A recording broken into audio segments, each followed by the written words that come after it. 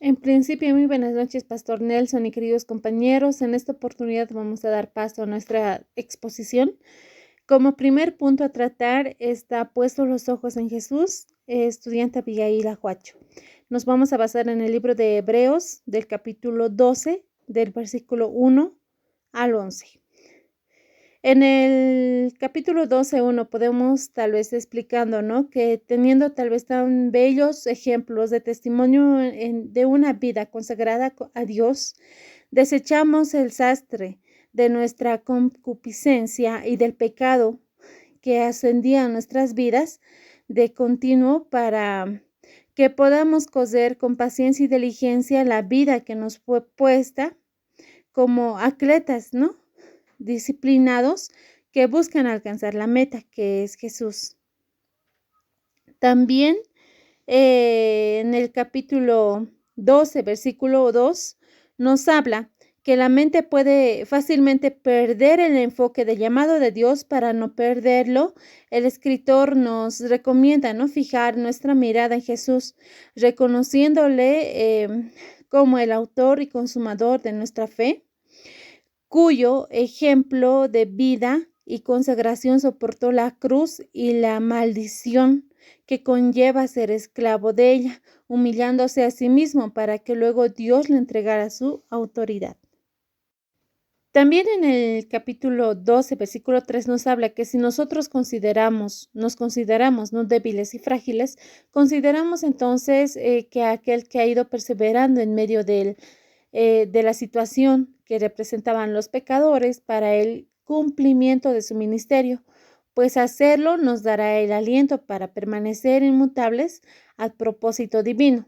También en el capítulo 12, versículo 4 nos dice, ¿no?, que todo hombre que busca de Dios ha de librar una intensa batalla contra el pecado que ha hallado cabida en su ser. Si no se batalla, entonces es porque la conciencia se ha adormecido y la batalla se ha perdido.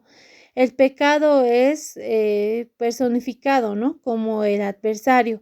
El pecado ya dentro de nosotros es un adversario que necesita ser confrontado frecuentemente para no caer, considerando que no todos habían batallado hasta derramar su sangre.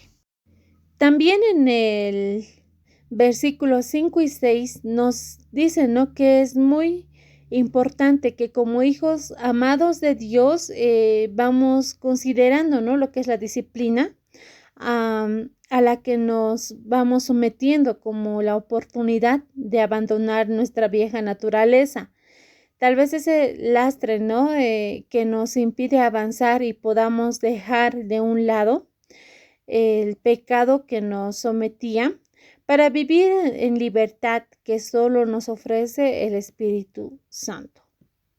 También pasándonos en el versículo 7, nos habla sobre lo que es la paternidad moderna, tal vez no disciplina, ¿no? Porque tiene un concepto equivocado tal vez de lo que esto va significando. Muchos de nosotros crecimos creyendo que la disciplina solo mostraba el odio y la rabia de nuestros padres hacia nosotros, porque fue así como nos se han ido transmitiendo, ¿no? Pero la disciplina de Dios es la correcta, solo surge de amor, un amor que busca el crecimiento y la madurez del hijo, corrige con amor y no así con rabia ni con rencor. También en el versículo 8, ¿no?, nos habla que Dios no es selectivo en cuanto a la disciplina. Es algo por lo que todos debemos pasar como hijos. Pues si Cristo mismo, ¿no?, fue sometido a ella como hijo, ¿por qué nosotros deberíamos estar exceptos? La disciplina corrige y permite a quien la vive experimentar una relación más profunda con el Padre, ser reconocidos como hijos de Dios legítimos, con todos los derechos que ello implica. También en el versículo 9, ¿no?, nos va señalando que el escritor nos conduce a la experiencia cuando éramos también sometidos a la disciplina por nuestros padres, lo cual permitía que les guardemos respeto. Como entonces no vamos a recibir con gozo la disciplina que proviene de Dios para que, dejando nuestra naturaleza terrenal, podamos experimentar y vivir en la vida, en la naturaleza divina. También pasando ya a la parte final, en el capítulo 12, versículo 10, nos habla, ¿no?, que la disciplina produce un fruto de santidad. Es el ser apartados, ¿no?, de aquello que nos destruye o contamina. Dios nos disciplina diferente a cada uno de nosotros para nuestro bien, pues sabe bien que el hombre no podrá vivir una vida en santidad si no fuese por la templanza que produce la disciplina en el creyente. Ya pasando al último versículo, el versículo 11, podemos mencionar que la disciplina es intolerable para la naturaleza rebelde del hombre, pero con el tiempo produce justicia porque quien la experimenta puede reconocer la gracia que se necesita para vivir en santidad y paz, porque solo a través de esta puede experimentar una verdadera libertad de sí mismo y del pecado. Los que rechazan la gracia de Dios. Bueno, mi nombre es Marlene Porcoaya, la materia Epístolas 2 y el docente, el pastor Nelson Uruña. Vamos a hablar, ¿no?, de Hebreos 12, capítulo 12, versículo 12 al 29, que por título lleva a los que rechazan la gloria de Dios. En la primera parte dice, no levanten pues las manos caídas y las rodillas entumecidas. Levanten pues las manos caídas y las rodillas entumecidas. Aquí el autor probablemente nos recuerda un dicho proverbial basado en Isaías 35:3. Fortalezcan las manos cansadas y afirmen las rodillas endebles. Como ya dijimos, la vida de fe se trata de una larga carrera en ella. El corredor espiritual debe estar atento, ya que las manos y las rodillas pueden volverse débiles y hacerlo flaquear, trayendo desánimo y frustración. Muchos de aquellos lectores estaban en esas condiciones, desanimadas, fatigas espiritualmente, y la tentación de volver atrás y abandonar a Jesucristo era muy grande. Enderecen las sendas por donde van para que no se desvíen los cojos, sino que sean sanados. Esta es una expresión que se desprende de Proverbios 4, 26, 27. Él dice que la razón para emparejar la pista para la carrera es que el cojo no quede inválido, sino que más bien sea sanado. Antes de que un corredor empiece a correr, él mismo examina la pista con cuidado. Se da cuenta que el terreno desparejo puede hacerlo vulnerable a una caída. Corre peligro de dislocarse un tobillo y quedar así descalificado de la carrera. Es especialmente cuando se siente la fatiga que se hace real la posibilidad de sufrir una lesión. Por dicha razón, las sendas deben ser emparejadas. Procurar vivir en paz con todos, dejando atrás la figura atlética. El autor da algunos consejos prácticos para continuar en el camino de la fe. El consejo o mandamiento tiene que ver con una insistente persecución de la paz hasta alcanzarla, es decir, no descansen hasta haberla obtenido. Procuren vivir en santidad. El tener un concepto formado sobre los santos a través del catolicismo romano a veces hace que nos suene raro el concepto de la santidad, pero es cierto, es que hay una realidad en la Biblia con relación a este tema donde la santidad se expone como una responsabilidad moral del creyente.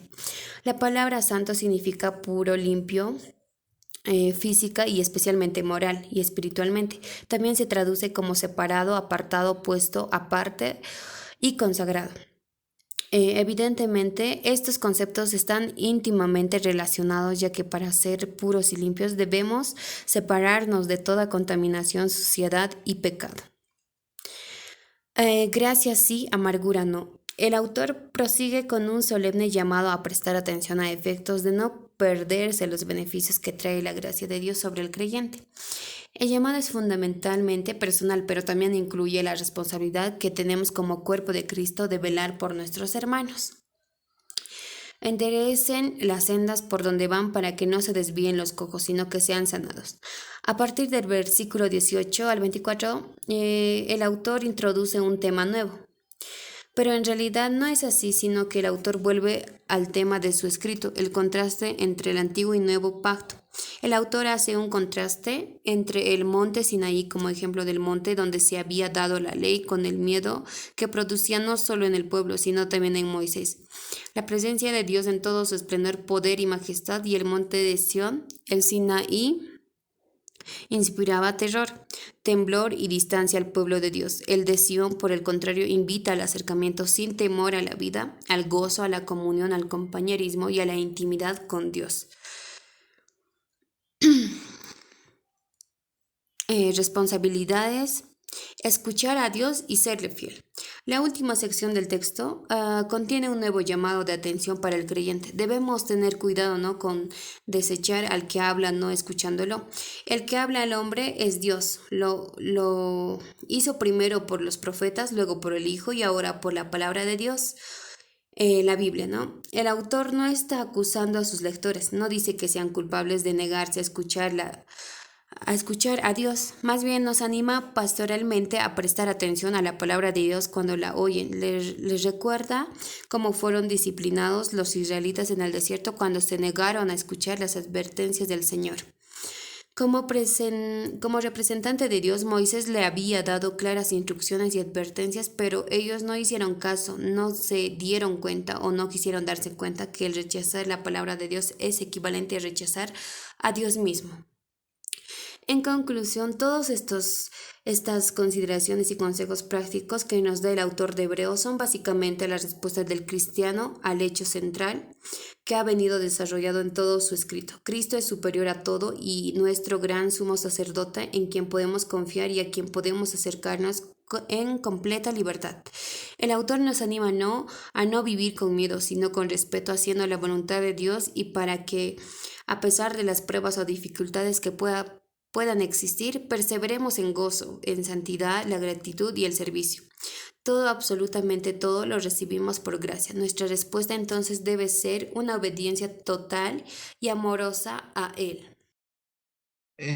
Muy buenas noches, pastor. Buenas noches, hermanos.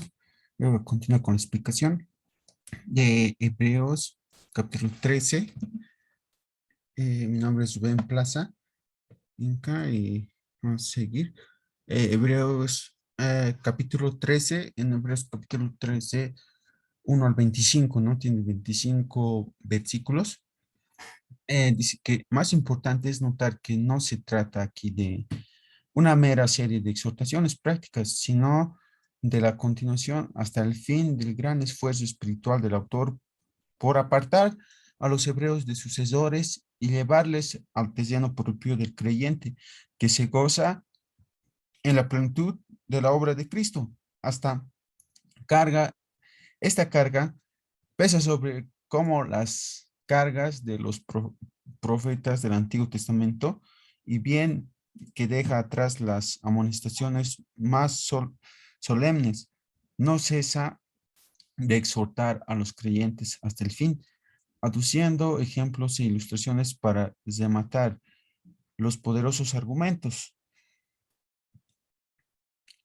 Podemos ver que, en resumen, en Hebreos 13, 1 al 9, nos habla de la conducta del peregrino.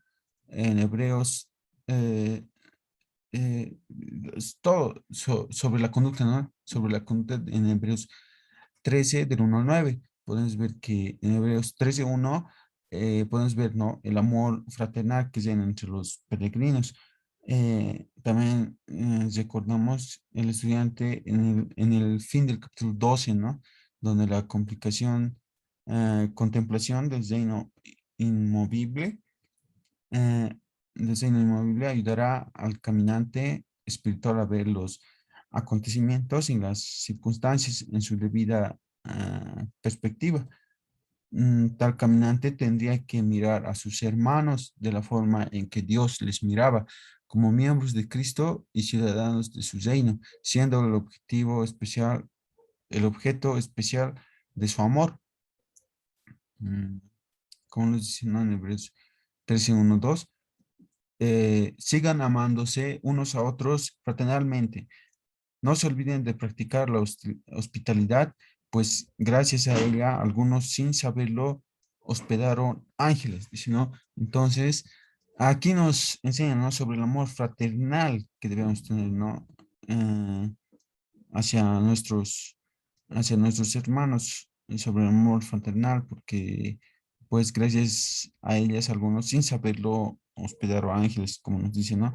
Y podemos ver en Hechos 13 13:2 que nos habla, ¿no? Sobre la hospitalidad entre los peregrinos, como ya lo mencionamos, ¿no? Que dice, no se olviden de practicar la hospitalidad, pues gracias a ella algunos sin saberlo hospedaron ángeles. Mm, Podemos ver, ¿no? También la pureza del peregrino en sus relaciones sexuales. También podemos ver en Hebreos 13:5 el contentamiento del peregrino. Podemos ver en Hebreos 13:5-6 la confianza del peregrino, la confianza. 5:6 podemos ver tal vez, ¿no? El capítulo 5:6 que dice, sean vuestras costumbres sin avaricia, contentos con lo que tenéis ahora, porque Él dijo, no te desampararé ni te dejaré, de manera que podemos decir confiadamente, el Señor es mi ayudador, no temeré lo que me pueda hacer el hombre, dice, ¿no? Debemos vivir confiados en Dios, dice en ese versículo, ¿no? Confiados en Dios, siempre debemos vivir confiados en Dios, como nos dice, ¿no? Su palabra. Podemos ver también el ejemplo delante del peregrino en Hebreos 13:7-8. En Hebreos 13:9 podemos ver la firmeza del peregrino, ¿no? También podemos ver la posición del peregrino en Hebreos 13, del 9 al 19. Resumiendo el sentido de estos versículos, podemos decir que estos versículos, ¿no? Del 10 al 19, podemos decir que señalan la posición de los santos capacitados para ofrecer sacrificios espirituales en la presencia de Dios, no solo en el santuario, sino también frente al mundo y a la religión carnal. La parte interna se garantiza por el hecho de la sangre del sacrificio se presenta velo adentro. Según las detalladas enseñanzas de los capítulos 9 y 10, y la parte externa se determina por nuestra asociación con el Señor, que fue crucificado fuera de las puertas de Jerusalén, pues como Él fue en el mundo, en su vida y muerte, así hemos de ser nosotros, dice, ¿no? La bendición, hablo de la bendición en Hebreos 13:20 al 21, ¿no? Nos dice aquí en Hebreos 13:20 al 21, el Dios que da paz levantó de entre los muertos al gran pastor de las ovejas, a nuestro Señor Jesús, por la sangre del pacto eterno, que los capacite en todo lo bueno para hacer su voluntad y que por medio de Jesucristo y que por medio de Jesucristo Dios cumpla en nosotros lo que le agrada. A Él sea la gloria por los siglos de los siglos. Amén. Es muy hermosa la última oración, ¿no? Es una oración muy hermosa, ¿no? La última oración del siervo de Dios a favor de los hebreos, y en ella concreta aquellos hondos anhelos para el bien espiritual de esos creyentes que se han evidenciado tal elocuentemente en todo el curso del escrito. Vemos, ¿no? También la despedida en Hebreos 13:22 al 25, que dice, ¿no? La despedida es breve, limitándose el autor a pedir a los hermanos que reciban con la gracia la breve palabra de exhortación, la breve palabra de exhortación, que es como modestamente describe el magnífico tratado de que acaba de darles en el nombre del Señor, ¿no? Pasando luego a la mención de Timoteo que hemos tenido razón para notar anteriormente. Y termina con un saludo para los guías y la bendición final, ¿no? Aquí podemos ver la despedida en Hebreos 13, del 22 al 25. Bueno, eso ha sido una pequeña explicación, pastor, de mi grupo, hermanos. Muchas gracias y bendiciones.